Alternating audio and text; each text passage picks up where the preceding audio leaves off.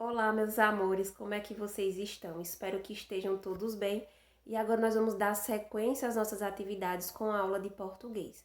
Então eu peço que vocês peguem aí o livro de português na página 30 até a página 32, certo? Nós vamos dar sequência à nossa unidade 4, certo? Onde nós falamos a diferença de um texto em prosa e um texto em verso, né? Nós lemos aí o texto 1, né, que falava de uma menina, né, que queria comprar um presente para a mãe no Dia das Mães. Inclusive está chegando o Dia das Mães, né? E no texto 2 nós vamos ver outro tipo de texto, certo? Que é em prosa. Então olha só. Na página 30 nós temos um texto 2. Não tem um título, mas eu quero que vocês observem aí nesse texto se vocês conseguem visualizar, né, e descobrir que tipo de texto é esse aí, certo? Então, eu quero que vocês verifiquem, né, leiam para saber a que está se referindo, a que tipo de gênero textual esse texto está se referindo na página 30, né? Nós estamos vendo o quê? Um quadro com algumas numerações, certo? Como se fosse ensinar algo ao leitor, né? Como se estivesse ensinando, dando instruções ao leitor de fazer algo, né? Então, que coisa aí vocês estão observando nesse quadro? Que tipo de instrução é essa? É para fazer o quê? Uma brincadeira, uma comida? Dá para perceber aí o que é, né? Então, vocês irão ler, certo? E no final vocês irão descobrir que tipo está se referindo aí esse texto, né? Então, vamos aí descobrir aí a que tipo de gênero textual está se referindo esse texto. Então, o texto fala de um jogo, né? Tá dando instrução de um jogo, né, para ensinar como se joga, né? Como pode se jogar esse tipo de jogo, certo? Então, nós estamos falando de que texto aí nesse texto 2? O texto instrucional.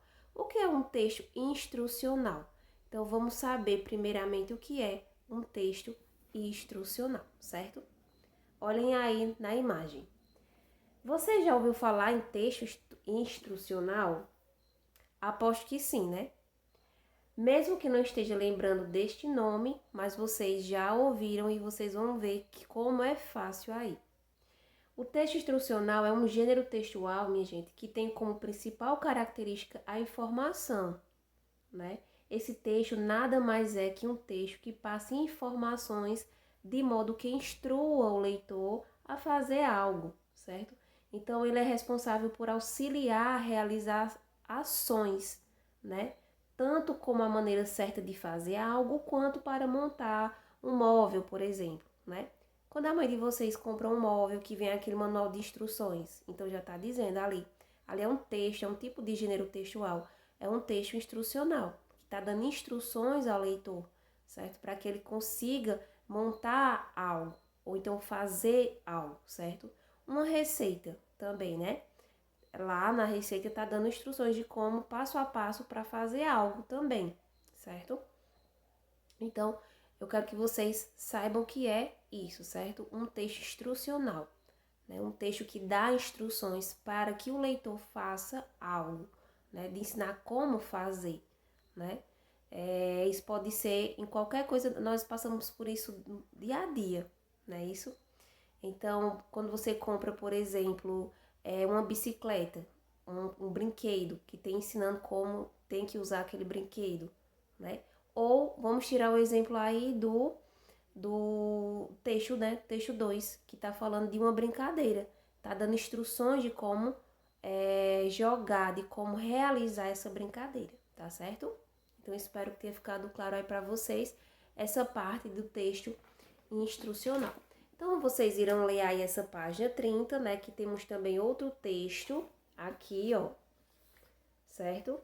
E vocês irão ler para que vocês respondam aqui o conhecendo o texto.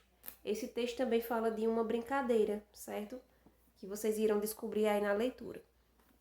Então, vocês irão ler esse texto, né, de início, né, o texto instrucional, que era para vocês descobrirem que era um texto instrucional. Vão fazer a leitura também do outro texto aí na página 30, né, as histórias da minha mãe, e depois você vai realizar o conhecendo o texto aí da página 31, certo? Espero que tenha ficado claro aí. Depois nós vamos fazer a nossa gramática, né, como toda vez nós fazemos aqui nas videoaulas, certo? Então, na nossa gramática de hoje, nós vamos saber o que é o tio e a cedilha e onde usar o tio e a cedilha, né? Que são aqueles sinaizinhos gráficos, né? Que aparecem aí em algumas letrinhas. Então, vamos aí. Vocês estão vendo aí uma paçoca, né? Uma imagem de uma paçoca. Então, tá escrito assim: João comprou esta paçoca. Vejam que está aqui na palavra João, né? Há um sinal sobre a vogal A. Esse sinal se chama tio, né? Parece a cobrinha que a gente chama. Então, nós damos esse nome a esse sinal de tio, certo? Na palavra paçoca, aparece outro sinal debaixo de que letra? Da letra C. Então, para lhe dar o som de SS. Então, o C, esse sinalzinho, quando aparece abaixo, né? Do C, debaixo do Czinho, então ele dá o som de SS, certo? Esse sinal se chama a cedilha. Usa-se cedilha no C antes de A, de O e U. São as três vogais, né, que a cedilha, né, nós podemos usar a cedilha antes dessas vogais aí, certo? No C, antes do A, do O e do U. Pode-se usar a cedilha, se tiver o C. Exemplos aí, moça, né? Caroço, açude. Então, são palavras que o C antecede as vogais A, O e U. Então, nessa ocasião, nós utilizamos a cedilha. Uma regrinha sempre que não é para esquecer, vocês não devem esquecer jamais. Não se usa cedilha nem em sé e nem em si, certo? Antes do E e antes do I. Se tiver um C, não se utiliza a cedilha, certo? Só antes do A, do O e do U. Mas antes das vogais E e I, se tiver um C, se aparecer C, não utiliza a cedilha no C, ok? Exemplo, cenoura e cinema. Não utilizamos o cedilha aí, certo? A cedilha aí, certo?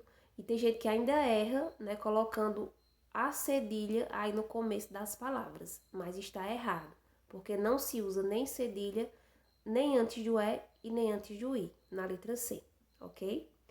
Espero que tenha ficado clara aí essa explicação, e aí vocês vão fazer o exercício, né, da página 31 até a página 32, até a terceira questão, tá certo?